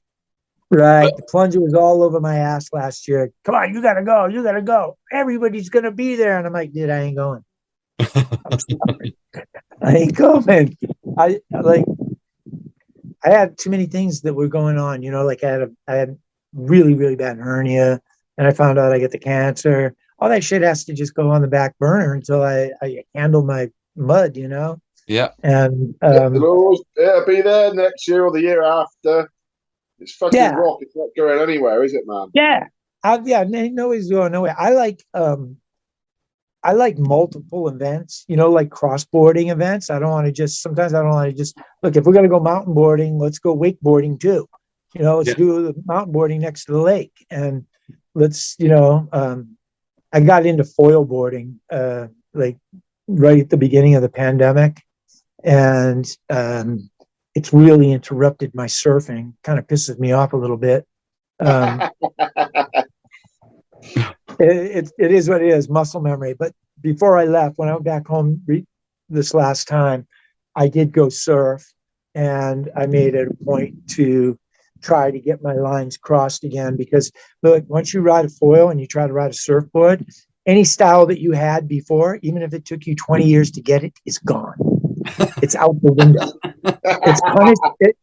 It's like a punishment. It's like the fairy godmother goes, "No style for you, Grover." Yeah. I'm like, are you kidding me? I tried to take this guy for a surf lesson, and I was riding a 12-foot foam board to give the guy a lesson, and he looked better than me paddling. So somewhere along the line, I have to be able to, and I feel the same way about, dirt boarding too. I would really love to ride some easy course, like a pump tracks. I kind of like with big berms, with as long as they're all done really clean and everything. Because I'm basically a senior citizen, man. In my brain, I think I'm 16, but the truth is, I really am, 60 something. And like most normal people my age, they don't go tumbling across the water or the ground, like I do. And I do it a lot, and I hope never to lose that. I was the other day, I was like, okay, I got to play some basketball with my grandson because I've been laying on the couch. I busted my ass before I left, and I really needed a little downtime. So I go, I'm going to lay on the couch and binge watch some movies and stuff. And I go, my grandson's like, come on, Gramps, get off the couch. We got to go play basketball. So the other day, before I had to go for my screening, all this other shit, I went out and played some basketball with him. I'm like, I just don't feel too bad. I'm getting it back. Okay. Next day, the bottom of my feet was so sore about my heels. I've never had that. And like they told me, the shit that you're taking, the hormones, makes every muscle and every bone in your body ache. And they go, it doesn't happen to everybody, but people that do get it, this is what they say. I'm like, hallelujah, boys. If anybody's going to catch the shit, it's me. So I just go for it. I accept it. And I got a year and a half more of it. But it was really hard to go surfing. Yeah, I bet. Everything was perfect until I go to push up. I have no arm strength. So I had to reinitiate my brain at that pinpoint second, like when it's time, time to jump up, that pop up. I was dragging my legs in the water. I was doing the Australian sewer crawl instead of popping up on my feet. No offense, Australia, fucking mates up there. So I had to set a trigger alarm in my brain that I was going to take all the energy from my body and push it to my arms to make the pop, and it worked, And I was flying all around for a few, a week and 2 weeks. I'm getting it, yeah. Whoa, hey, ground very pump, oh yeah, pump, fucking coughing up blood or some shit. But I got it, and then I made the mistake of going from my 5'10", which was my original learner board, to the 4-7, which all my homies in the lineup, right? They're like, oh yeah, Gramps, look at you got this shit, look at blah blah blah, you're the man, all this. I go, I might look like that, but I need a fucking wheelchair, bro. You know what I mean? If I run 20 steps that way, I'm gonna stop. Something happened when I hit the ocean, and I talked to my doctors about it yesterday. I said, you might want to consider this for people that are in treatments and whatnot. I go, I'm trying to carry my board down to the water, and every fucking thing hurts. My elbows, my shins, my hips, my feet. I go, I climb over the guardrail and I scurry down the rocks with my board. And as soon as I get in the water, I don't feel a damn thing. Nothing. My body feels so good. I'm like, oh, let's get it. Let's go, man. And only at that point where, the pop-up, I should have stuck with the 5-10 the whole time, because I disappointed myself, but all my friends that foil with me and surf with me, oh no, dude, look where you are. You know what I mean? You're going through all this treatment, and you're out here with us right now. We've been out here for almost 2 hours. That's exactly what I was going to say to you, Grove. Look, you're effectively almost 24 years my senior, and going through, like you say, cancer treatment at the moment, and you're still buzzing. You're still buzzing. I can't help that. You must have been an absolute tour de force in your prime. Like, let's say, I'm not saying anybody's past their prime here, but I'm saying like your 20s, your 30s, when you're absolutely on your game, you must have been some force to be reckoned with. Because it's a joy to see someone so full of life still at 67 and still going out and pushing your boundaries whenever you can, whether it be surfing, dirt boarding, whether it be on skateboards, on your longboards, it don't, or even, as you say, building bloody water slides into pools in your own backyard. Like, I couldn't keep up with you, and I'm 24 years younger. What the heck do I have? Thank you, guys. When God blesses you, don't ever, ever, ever take it for granted. Okay. And I'm going to share something with you right now. And none of the people that I grew up with will ever hear this or see this thing, but every one of us is granted an awareness. It's a shot, it's a slap, it's an epiphany. At some point, you're like, some people never, ever, ever acknowledge it or test it or get it, right? And those are the kind of people that kind of walk around with their finger up their ass and their mind in neutral. They run our governments, those guys. Occasionally they stick their finger up somebody else's ass, but most of the time they're walking around with their own finger up their ass and their head in the air going, what can I do next? It's going to make me look good. And that's how our country and a lot of the mentality is of our leaders. But we don't have that.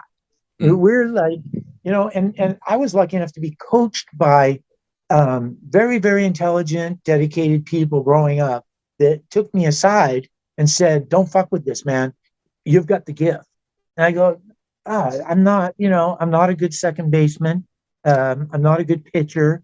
No, I don't run the ball. I'm the center. You know what I mean? The smallest guy on the line in football, hiking the ball at 165 pounds. Everybody around me is almost 200. And I had to figure out a way. Well, look, dude, that was the safest place to be. I'm the guy that hikes the ball. So I strike first. And as long as I got my strike on, I'm going to strike somebody damn good and they're not going to forget it. And that should keep me alive for the game of football. And it did. And so all these guys, Paul Cleveland, you're the baddest white boy on it. No other white boys ever went off like this shit. And I'm like, I go, look, bro, I'm just trying to stay alive. Right. And I go to surf, right? I paddle out. The waves are all nice and big and everything, and it's all juicy. And I say to myself, I'm going to go out there and catch one. I can swim, I can paddle a surfboard. I'm going to go out there and catch one. That's all I'm going to do. My quote is one today. And I'm too scared to sit inside and catch the smaller ones that are going to come through because I know the big ones are coming and they're going to smash the shit out, right? So I'm the kind of guy that goes outside, and I figured out how to do that. Take off on the bigger wave, wait for the right wave so I don't get caught inside, and never fall. That's it. And I built my whole career of surfing and mountain boarding and skateboarding around those simple little values. And it's paid off spades for me personally on, what achievements. But let me just tell you something. Like, before I started foiling 3 years ago and the pandemic started, my body was beat to living shit. Stage 3 separation. Got somebody else's disc in there with a titanium plate, 3 screws. The bicep detached from up atop here. My kneecap is smashed into 4 pieces. I mean, I was a mess, right? But I don't want to stop riding my 6'3" twin fin in as big a waves as I can. I know the limit too, with my board at each spot. But I always want to ride that small board. And I kind of did a little soul searching, and I said, I don't feel like through my 20s and 30s, and I never reached my potential as a surfer. I was always chasing something. I don't think I ever would. I didn't have the soul right. And so I worked really, really hard on the style and on what my moves are in the water when I'm surfing. And it came together for me right before I started foiling. And this is what I'm telling you. This is really important, okay? Because at 60 years old, I was fucking killing it. All the different surf spots that I've been surfing most of my life and everything, there's all a bunch of young kids out there and everybody. But I perfected, what I wanted out of my surf. And quite frankly, I hope Kelly Slater's listening, because I told him the other day when we were over at that wave machine, I go, bruh, I've been watching you wave from, since it opened, over there a couple of years and everything. And I go, nobody does anything in the tube. You guys all stand in the tube. I go, I can do a 360 in the tube on my surfboard. And he goes, no. He goes, it's too fast. It runs down the line. I go, I can do a 360 on your wave, bro. I go, matter of fact, you should go tell Gabriel and Felipe and Italo that I said that, because I'll back up my shit. And I go, I'm just saying, dude, I can do a 360. And a week later, they held the contest at the fucking surf ranch. Yep. Nobody did a damn thing. No, they didn't. I was going to say, I saw some of the runs from that as well. And nobody does anything in the tube. When they're coming out of the tube, they bust a big air and all that other shit. Nobody gets it on in the barrel. So I've always looked at it like open real estate, And well, I'm really serious, because my favorite thing in any sport, anywhere on this planet, is to ride the tube. I love to get barreled. Big, small. I don't like pipelines out of my league nowadays. That's way too much for me. Jaws is too much for me. I just like to get in the barrel. Honolulu Bay, backside, front side. I don't give a shit. And I that's my whole thing, is as deep as I can get. And then I started thinking, I'm going, this is bullshit. All I'm ever doing is standing in the barrel.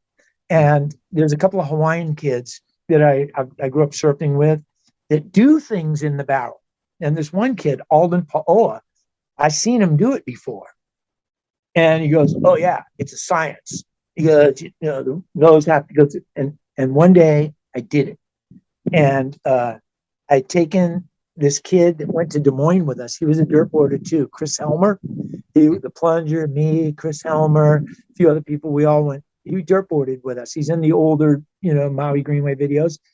And he had never surfed the spot before. And his mom, yeah, he wants to go. Can you go with you? I go, yeah, go with me. Well, the end mole over there barrels hard. You take off way outside, comes to an inside shelf, it's really shallow, and it barrels. And that's where I've spent my life, in that barrel. From outside, taking off in it, it's almost impossible to take off on it. Once it reaches a certain, it's a slab. It drains out. It's really hard to make the drop. But there's a Hawaiian kid, this kid Sherman and Alden, but Sherman especially, he takes off like pig dogging the backwards, dragging his leg in the water, and then makes it through the tube and somehow comes out goofy foot. And I'm like, oh man, that's me.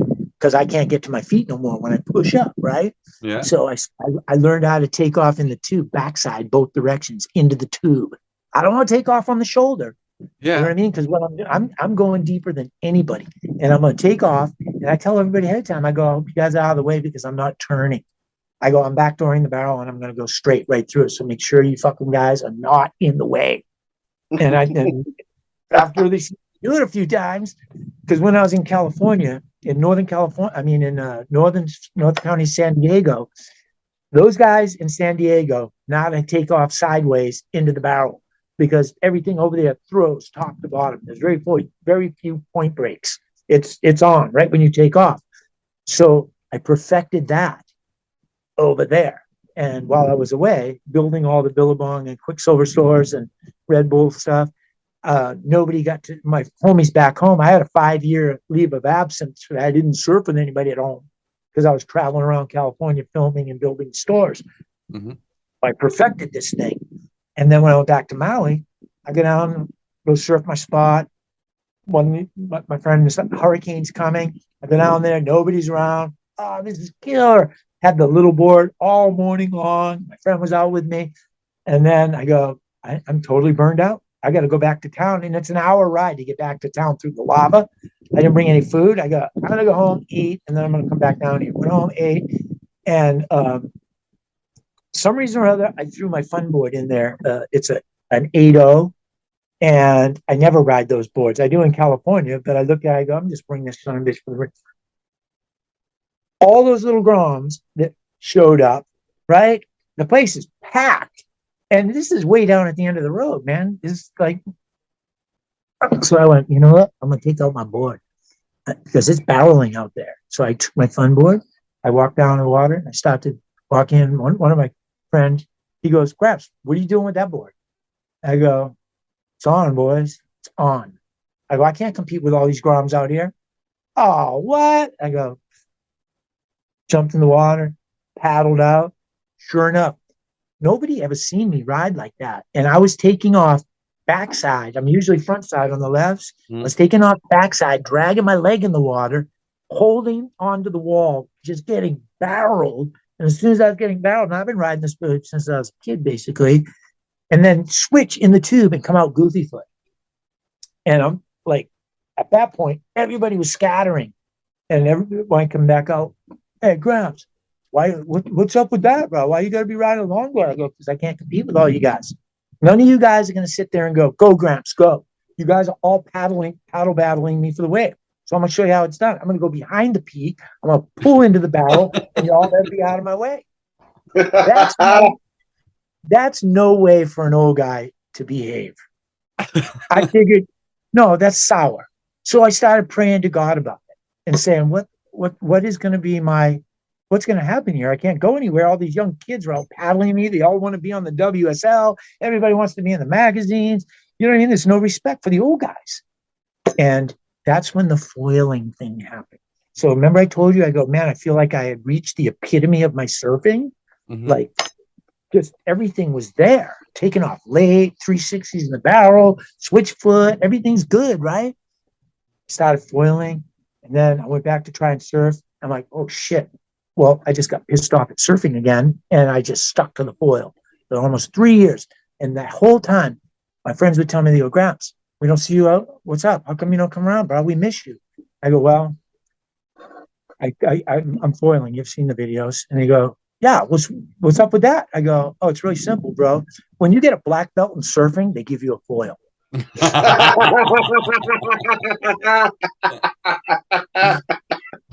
that ain't no joke.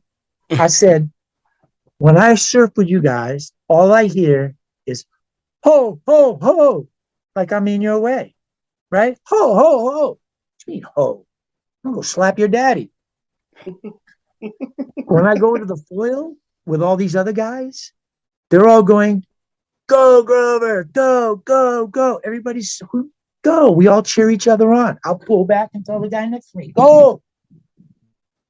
So I think God delivered me in a way that I'm able to recognize right now that's going to help me with my future of bad attitude, making decisions that are sustainable, friendship minded, non-critical, non-political, and they take a few parts out of me, and it slowed me down enough to have a view of where do I really fit in all of this. And basically nothing's changed except for up here I have something to look forward to. Before that I found out I had cancer, I just want to hide from everybody. You know what I mean? Unless I'm going VIP or backstage or some shit like that, I don't want to go anywhere with anybody. This is just me. I think it's my opinion, but when they pushed this whole pandemic thing on us and did what they did, put everybody in lockdown for that time, they created a hate amongst, it's a subliminal hate that all our lives we've been taught, to not feel like that, to embrace love and kindness and patience. And this new thing is the Wild Wild West, where go ahead and hate your neighbor, go ahead and cheat a friend, that whole thing has kind of, we have a chance right now, all of us, to push that back to Pandora's box and close the lid before it's too late. And I think it's one person at a time. And like what we're doing right now, there's been a lot of different outreach from different categories of people that it's all making sense to me now about it. And, I got my little dog, Ella. I've only had her 3 years. God knows, I needed her so bad. And she's not with me right now because this is not as long as it was last time. And it's basically killing me. But I got to deal with shit in order to get all this done. And her not being here makes it much easier for everybody else that's helping me. So, pull up your bootstraps, put on your panties, and, let's get this shit going. Do you know what, Grover? I'm so glad that that you have this attitude. I think, Mountainboarding, as a sort of debt of gratitude to your input to it over the years. It's been a bit of a history lesson. It is another history lesson. But I'm just looking at the time now. We have been going on for quite a while here.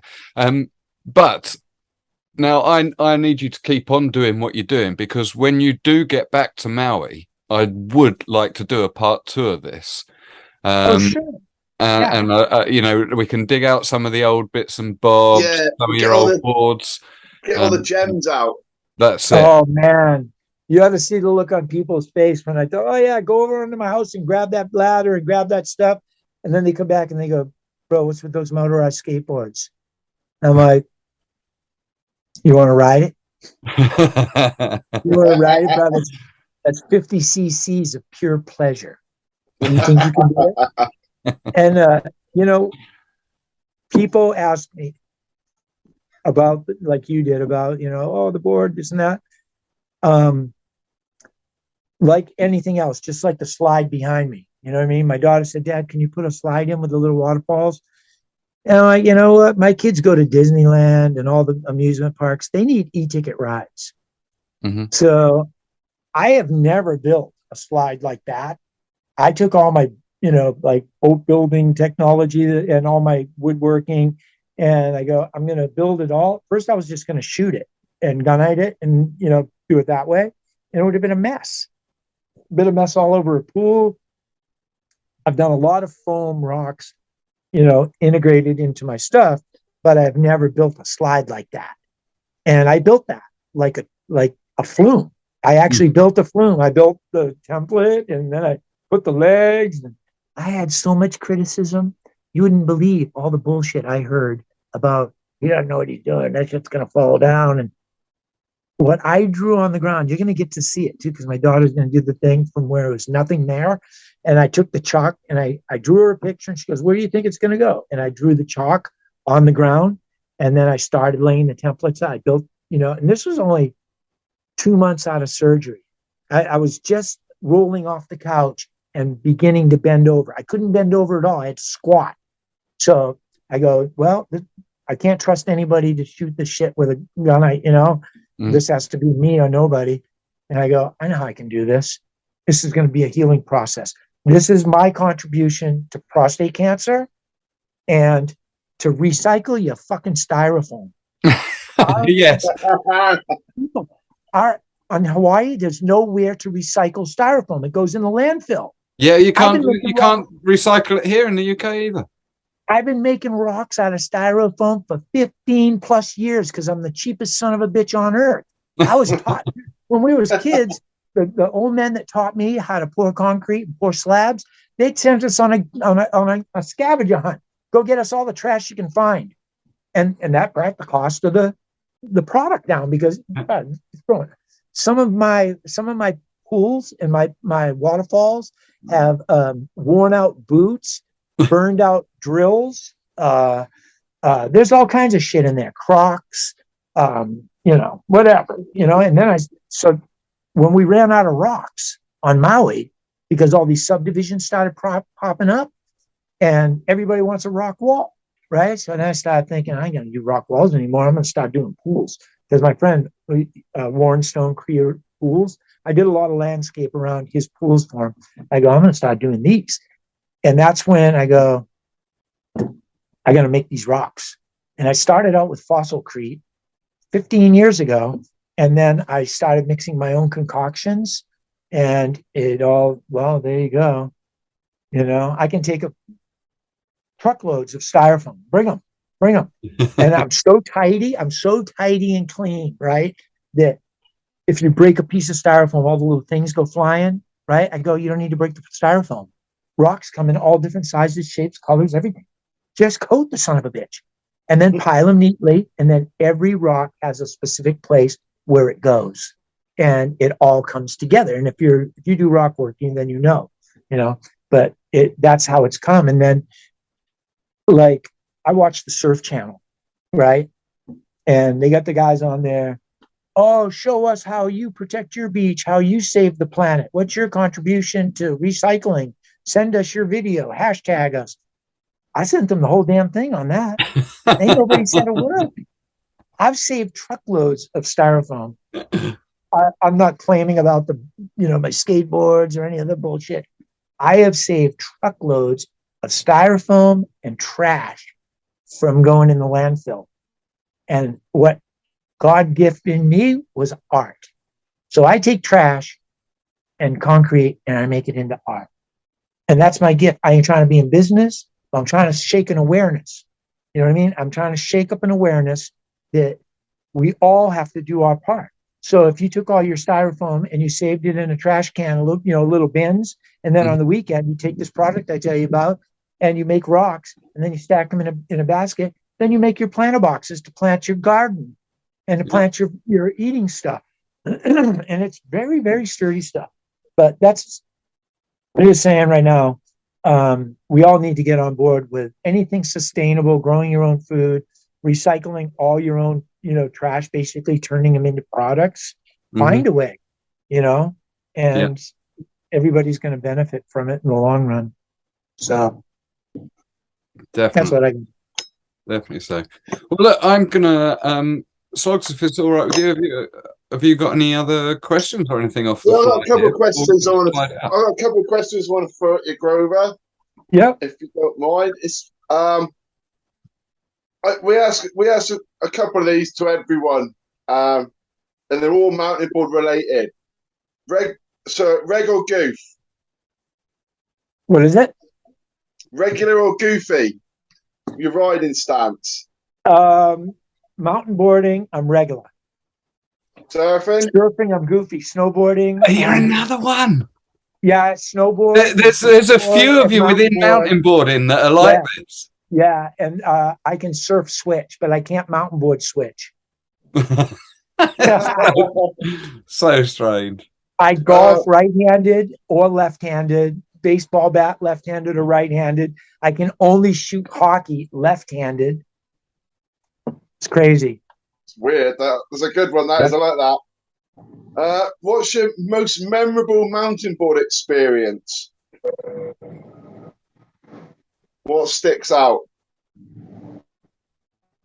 I think there's a lot of them, but I think watching my daughters, my oldest daughter, Carly, she had no problem going off the ramp, busting airs, out on the grass parks with all the little ramps around with us. And watching, because I didn't get sons, right? All the guys that hung out with us ended up being my older Yeah, friends, right? But to watch my oldest daughter really go for it on the mountain board without a motor, and my youngest daughter, she had her own motorized XT board, and people call me all the time. I just saw your daughter way down by O'Hare. She rode that damn thing all over town and kids. So watching them, was probably the biggest satisfaction I get. But the memories, I can't pinpoint. The only one I told you is when I beat Don Baker, and I'm sorry, Don. You got to know I love you. You got to know. Well, but that's what makes it always so good, though, isn't it? Because you have a shared mutual respect relationship there. That's what makes those things sweeter. He's so much better than me. So for me to beat him was like, yeah, hallelujah. Right. Well, I always ask our American cousins this one: heel straps or none? Oh yeah, straps. No heel straps. No heel strap. No, I use straps on my mountain board, absolutely. And on my motorized boards. Absolutely. Yep. Right. Best competition. What was your favourite comp? And what year was it as well? What was it? Was the Don? It was Brazil. No. It was Brazil. Yeah. What year was that? It was probably like 7 years ago. 7 or 8 years ago, maybe. 7 years ago, the World Championships in Brazil. Uh-huh. You'd have to look it up. Would that be Kabir? Was that a Kabir or was that Cabaret? Cabaret, sorry. Cabaret, yeah. My Brazilian is lacking. Hey, they speak French. They parle français. Oh, my French is lacking as well. I could get by on that one then. I definitely could. Right. Where is your mountain board mecca? The mountain board mecca?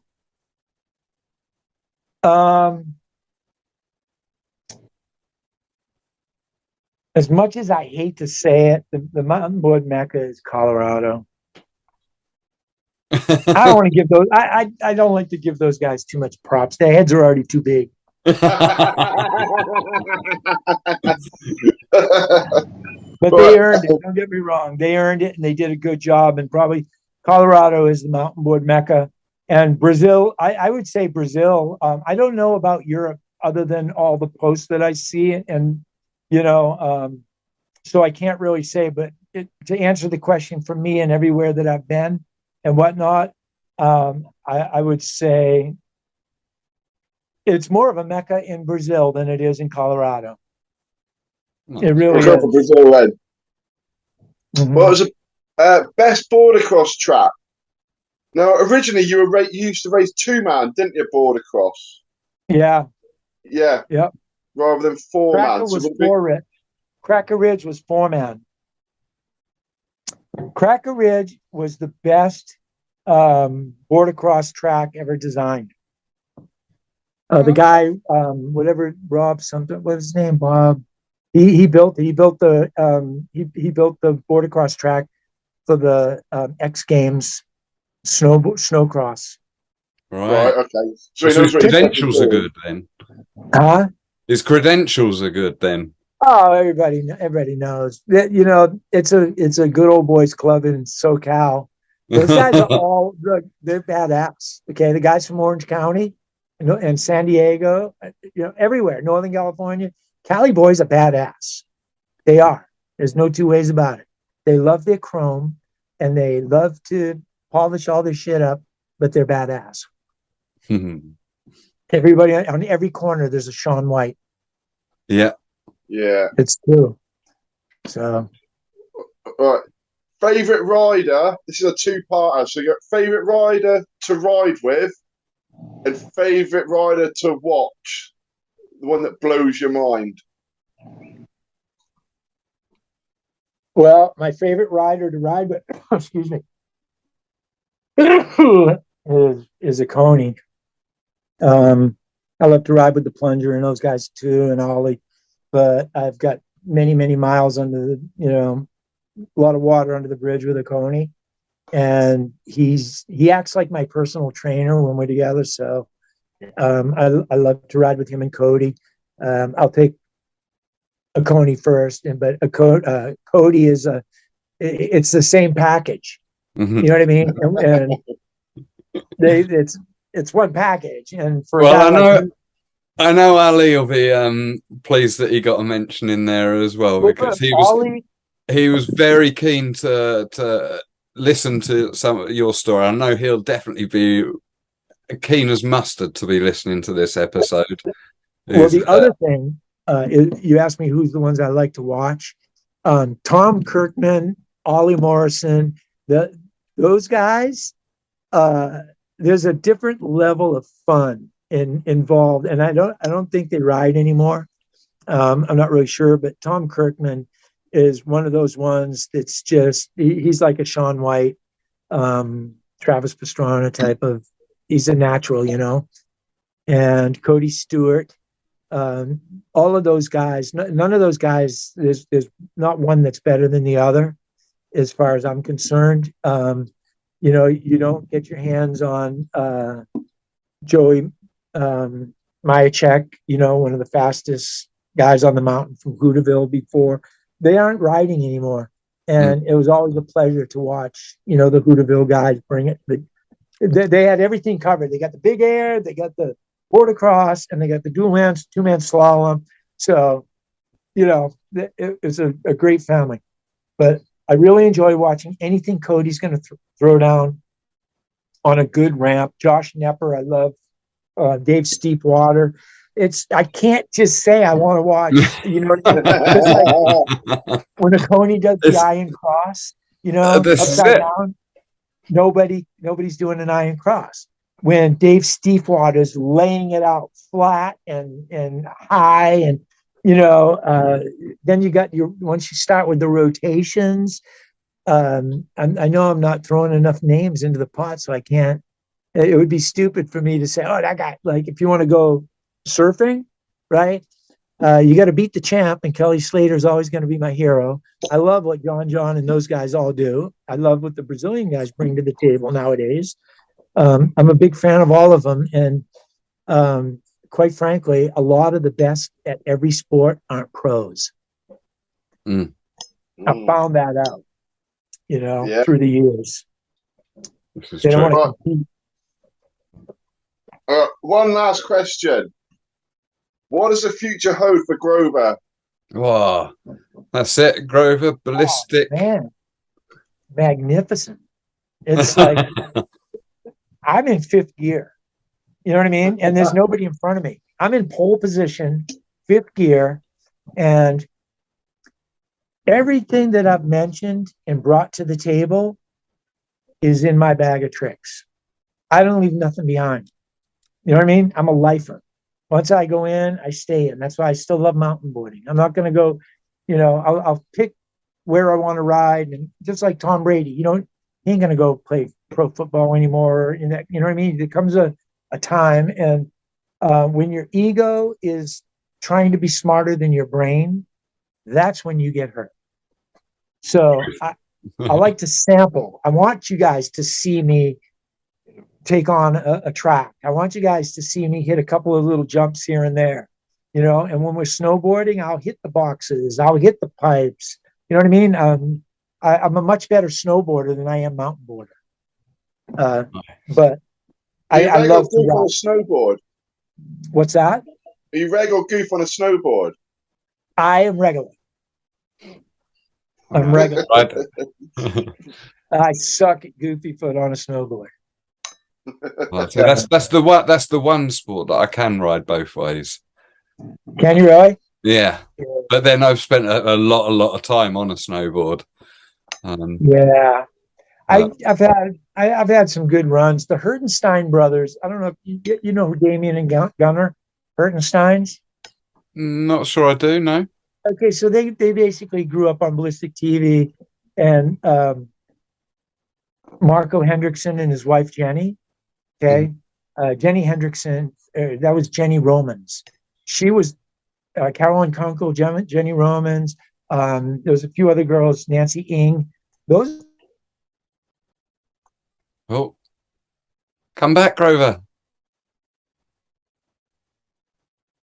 Are you gone? Oh no. That was going so well as well. I've really enjoyed it. I've just been sat here just listening. But the pair of us have. We both kept it right quiet tonight.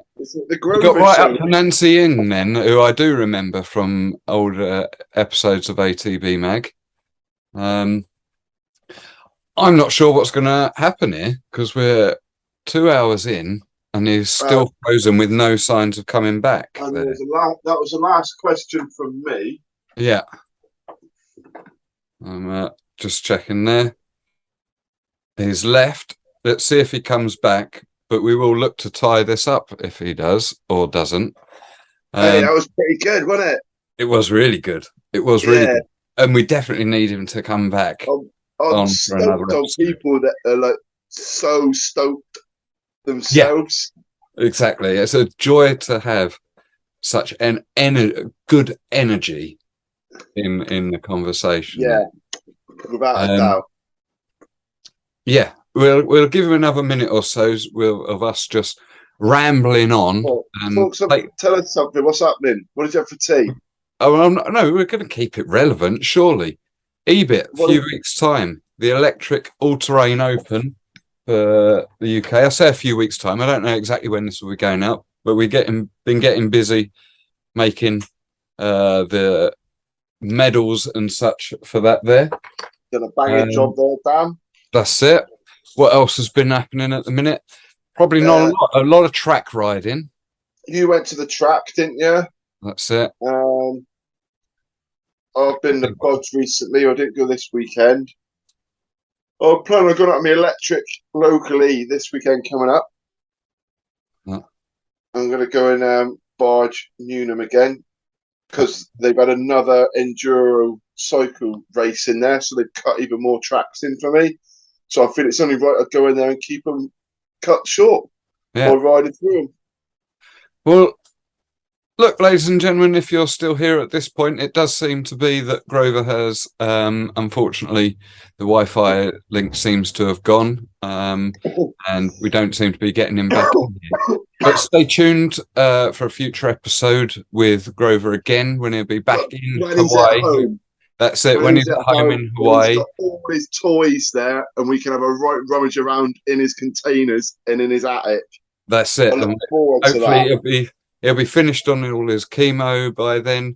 And yeah, I very much look forward to that episode. I'm sure Sloggs does, and I hope all you viewers and listeners will do as well. Apologies for the sort of sudden end, although we were winding it down. And Grover, if you happen to be listening to this or watching us at any point, thank you so much. Yeah. Thank you so much for joining us this evening. We wish you all the best with the future, and can't wait to get you back in for another episode. Ladies and gentlemen, this has been The Dirt. Way aye, man. That was dead canny as out that like. Cheers for tuning out to listen. Now, before you gan yem, don't forget, If you want to keep getting doing with the door-to-door fun, like and subscribe. Get amongst it. Shy Ben's getting out.